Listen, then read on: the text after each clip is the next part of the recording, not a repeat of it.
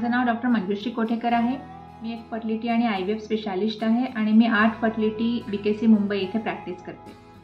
आज मी तुमच्याशी ज्या विषयावर बोलणार आहे त्याचं नाव आहे ऑलिगोस्पर्मिया। ऑलिगोस्पर्मिया म्हणजे नक्की काय आणि त्यासाठी आपण ट्रीटमेंटसाठी काय करू शकतो। पूर्ण माहितीसाठी तुम्हाला कंप्लीट व्हिडिओ बघावा लागेल, ज्याची लिंक इथे दिलेली आहे। प्रेग्नन्सी राहण्यासाठी एग आणि स्पर्म या दोन्ही गोष्टी इक्वली इम्पॉर्टंट आहेत आणि WHOच्या ऑब्झर्वेशन प्रमाणे असं आढळून आलेलं आहे की इन्फर्टिलिटीच्या पेशंट्समध्ये 50% पेशंट्समध्ये स्पर्म फॅक्टर पण रिस्पॉन्सिबल असतो। तर स्पर्म फॅक्टर रिस्पॉन्सिबल आहे का नाही याचा डायग्नोसिस आपण कसा करतो, त्यासाठी सिंपल टेस्ट आहे सीमेन ॲनालिसिस।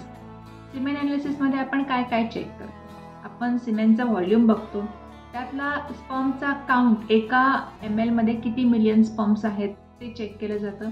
स्पर्मची मोटिलिटी म्हणजे फास्ट स्पर्मचं प्रमाण किती % आहे टोटल काउंटमध्ये आणि स्पर्मची मॉर्फॉलॉजी म्हणजे नॉर्मल दिसणारे स्पर्म्स किती प्रमाणात आहेत। तर WHOने 2021 मध्ये काही स्टँडर्ड्स इस्टॅब्लिश केलेले आहेत आणि त्याप्रमाणे सिमेन व्हॉल्यूम जो आहे तो 1.4 ml पेक्षा जास्त असायला हवा।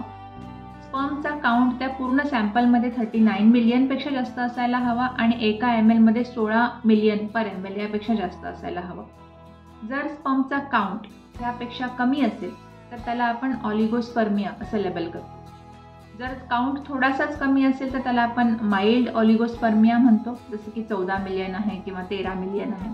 आणि जर स्पर्म काउंट खूपच कमी आहे, जसं की 5 मिलियन किंवा 1 मिलियन, तर अशा केसेसना आपण सिव्हिअर ऑलिगोस्पर्मिया असं लेबल करतो। ऑलिगोस्पर्मिया असेल तर नैसर्गिकरित्या प्रेग्नंट व्हायचे चान्सेस खूप कमी असतात, परंतु आर्ट फर्टिलिटी इथे आम्ही अत्याधुनिक तंत्रज्ञानाच्या मदतीने अशा पेशंट्सना स्वतःच्या स्पर्म्सनी प्रेग्नंट राहण्यासाठी नक्कीच हेल्प करू शकतो। तुम्हाला याच्याबद्दल अजून काही माहिती करून घ्यायची असेल तर तुम्ही आमच्या कुठल्याही क्लिनिकला कन्सल्टेशनसाठी येऊ शकता।